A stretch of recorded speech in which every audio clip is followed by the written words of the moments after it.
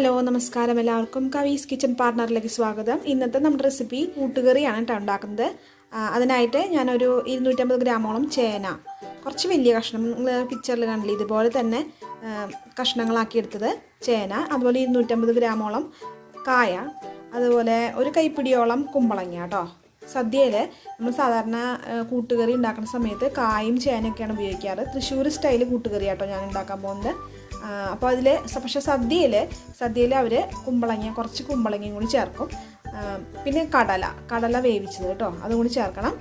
അപ്പോൾ നമുക്ക് ഈ ഇൻഗ്രീഡിയൻസ് ഒക്കെ വെച്ചിട്ട് എങ്ങനെയാണ് കൂട്ടുകറി ഉണ്ടാക്കുന്നതെന്ന് നോക്കാം.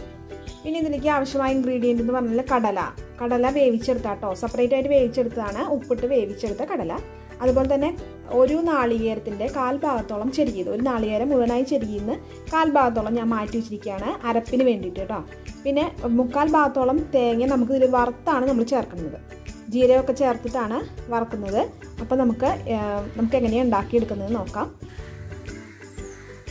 ആദ്യം കായും ചേനയും നമുക്ക് ആദ്യം വേവിച്ചെടുക്കാനായിട്ട് കുക്കറിലിട്ട് വേവിച്ചെടുക്കണം. ഒരു 3/4 വേവ് മതി കേട്ടോ, ഒരു വിസിൽ മതി, ഒരു വിസിലിൽ വേവിച്ചെടുത്താൽ മതി. അപ്പോൾ 3/4 വേവ് കിട്ടും. അത് നമുക്ക് വേവിച്ചെടുക്കാം കേട്ടോ. ഉപ്പൊന്നും ചേർക്കണ്ട, വെറുതെ കുറച്ച് വെള്ളം ഒഴിച്ചിട്ട് കായും ചേനയും വേവുള്ളതാണല്ലോ, കായും ചേനയും നമുക്ക് വേവിച്ചെടുക്കണം.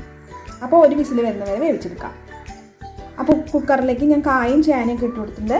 അതിലേക്ക് 1 കപ്പ് വെള്ളം ഒഴിച്ചു കൊടുക്കാം. ഉപ്പൊന്നും ചേർക്കണ്ട, അടച്ചു വെച്ച് ഒരു വിസിൽ കേട്ടോ. അപ്പോൾ കായും ചേനയും വേവണ സമയത്തിനുള്ളിൽ നമുക്ക് നാളികേരം അരച്ചെടുക്കാം, അരപ്പ് തയ്യാറാക്കാം. അപ്പോൾ അതിലേക്ക് ഞാൻ പറഞ്ഞു 1/4 ഭാഗത്തോളം നാളികേരമാണ് അരപ്പിന് വേണ്ടി എടുക്കുന്നത്. അതിലേക്ക് ഒരു അര സ്പൂണോളം ജീരകം കൂടി ചേർക്കുന്നുണ്ട്. നന്നായി അരയണം. ചേനയും കായും ഒരു പാത്രത്തിലേക്ക്, ഒരു 3/4 വേവായിട്ടുണ്ട് കേട്ടോ. അപ്പോൾ അത് ഒരു പാത്രത്തിലേക്ക് മാറ്റിയിട്ടുണ്ട്. ഇതിലേക്ക് നമ്മുടെ കുമ്പളങ്ങ ഉണ്ടല്ലോ, കുമ്പളങ്ങയും കൂടി ചേർത്ത് കൊടുക്കാം.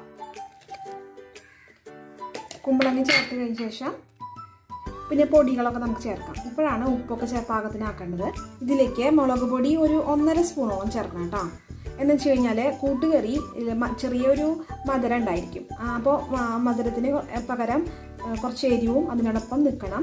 അപ്പോൾ 1.5 സ്പൂണോളം മുളക് പൊടി, നമുക്ക് സാധാ മുളക് പൊടി ഇട്ട് കൊടുക്കാം. ഒരു 1.5 സ്പൂണോളം മുളക് പൊടി ഇട്ട് കൊടുത്തിട്ടുണ്ട്. ഇനി മഞ്ഞൾപ്പൊടി ഒരു 1/2 സ്പൂൺ ഇട്ട് കൊടുക്കാം. പിന്നെ ഇതിലേക്ക് ചേർക്കേണ്ടത് കുരുമുളക് പൊടിയാണ് കേട്ടോ. ഒരു 1/2 സ്പൂണോളം കുരുമുളക് പൊടി ചേർത്തിട്ടുണ്ട്. ഇനി ആവശ്യത്തിന് ഉപ്പും ചേർത്ത് ഇതിൽ നമ്മൾ എടുത്ത വെള്ളം കുറച്ച് ഉണ്ട്, വെന്ത് ശേഷം കുറച്ച് വെള്ളം കൂടി ഉണ്ട്.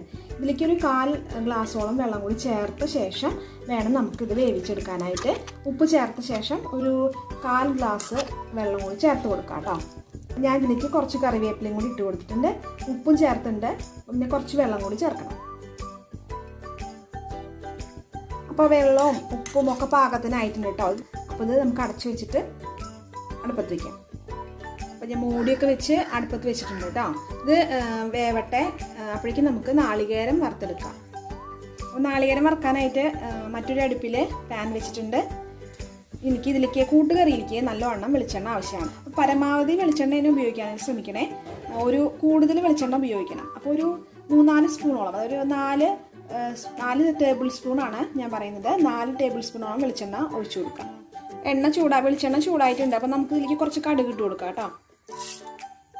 കടുക് പൊട്ടിയിട്ടുണ്ട്. അപ്പോൾ നമുക്ക് ഇതിലേക്ക് ഉഴുന്നും പരിപ്പ് ഇട്ട് കൊടുക്കാം. കുറച്ച് ഉഴുന്നും പരിപ്പ് നല്ല ടേസ്റ്റാണ് തൊട്ട് കൊടുത്താൽ. ഉഴുന്നും പരിപ്പ് നന്നായി മൊരിഞ്ഞ് വരുന്നുണ്ട്. അപ്പോൾ ഒരു 1/4 സ്പൂണോളം ജീരകം ഇട്ട് കൊടുക്കാം. ജീരകം ഇടണം കേട്ടോ. ജീരകം ഇട്ട് കഴിഞ്ഞാൽ നല്ല സ്മെല്ലാണ് കൂട്ടുകറിക്ക്.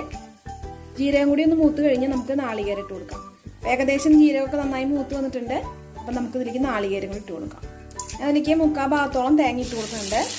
ഇനി ഇതിലേക്ക് കുറച്ച് കറിവേപ്പിലയും കൂടി ചേർക്കാനുണ്ട് കേട്ടോ. നല്ല ബ്രൗൺ കളറാവണം കേട്ടോ. തീ വല്ലാണ്ട് കൂട്ടിയിടരുത്. തീ വളരെ സിമ്മിലാക്കിയിട്ട് വേണം നമുക്കിത് വറുത്തെടുക്കാനായിട്ട്. കുറച്ച് സമയം വേണം.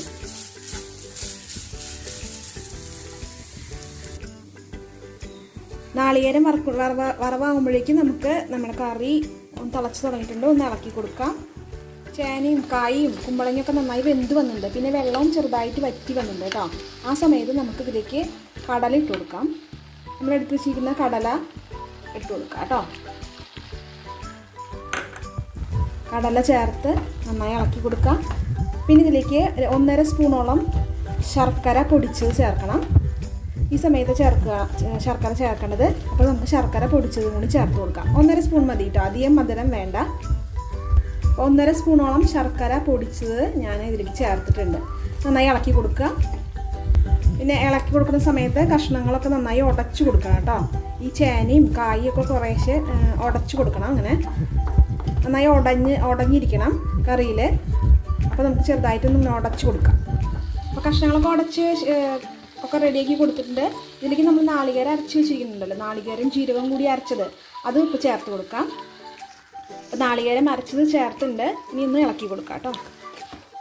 നാളികേരം ഇളക്കി കൊടുത്തിട്ടുണ്ട്. ഇനി ഇതിൽ ചെറുതായിട്ട് വെള്ളത്തിൻ്റെ ഒരു അംശമുണ്ട്, അത് നന്നായി വറ്റി വരണം കേട്ടോ.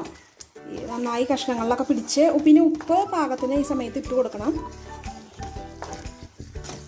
അവരവരുടെ ആവശ്യത്തിന് ഉപ്പ് ഇട്ട് കൊടുക്കാം. പിന്നെ ഇതിൽ വെള്ളം ഒന്ന് വലിയണം. വലിഞ്ഞിട്ട് വേണം നമുക്ക് ഇതിലേക്ക് വറുത്ത് നാളികേരം ഇട്ട് കൊടുക്കാനായിട്ട്. അപ്പോൾ നാളികേരം നാളികേരം ഞാൻ വറക്കാനായിട്ട് വെച്ചിട്ടുണ്ട്. തീ വളരെ കുറച്ചാണ് വെച്ചിട്ടുണ്ടായിരുന്നത് കേട്ടോ. നാളികേരം നന്നായി ബ്രൗൺ കളറാവുന്ന സമയത്ത് നമ്മൾ നേരത്തെ ഒഴിച്ചിരുന്ന എണ്ണ ഇങ്ങനെ ഊറി വരണം. അതാണ് ഇതിൻ്റെ വറവ് പാകം കേട്ടോ. ഇത് കുറച്ചുകൂടി വറവാവാനുണ്ട്. ഇതിലേക്ക് കൃത്യം വറവായിട്ട് ഇറക്കണ സമയത്ത് നമുക്കിതിലേക്ക് 1 സ്പൂണോളം കുരുമുളക് പൊടി ചേർക്കണം. കുറച്ചും കൂടിയും വറവാവാനുണ്ട് കേട്ടോ.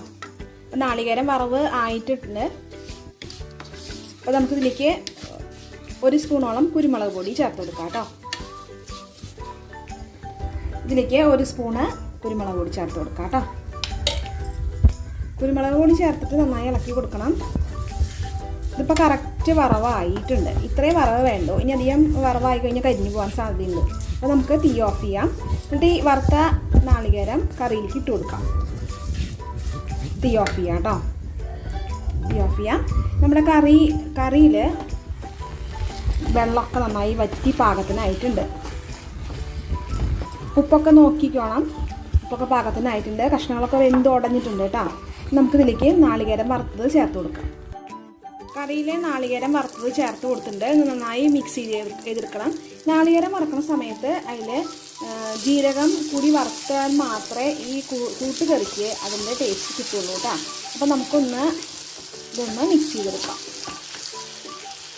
അപ്പോൾ കൂട്ടുകറി റെഡി ആയിട്ടുണ്ട്. ഇങ്ങനെ ഇളക്കി കൊടുക്കുന്ന സമയത്ത് പാത്രത്തിൽ നിന്ന് വിട്ട് നിൽക്കണം കേട്ടോ. അതായത് നല്ല വെളിച്ചെണ്ണ എണ്ണമയം ഉണ്ടാവണം.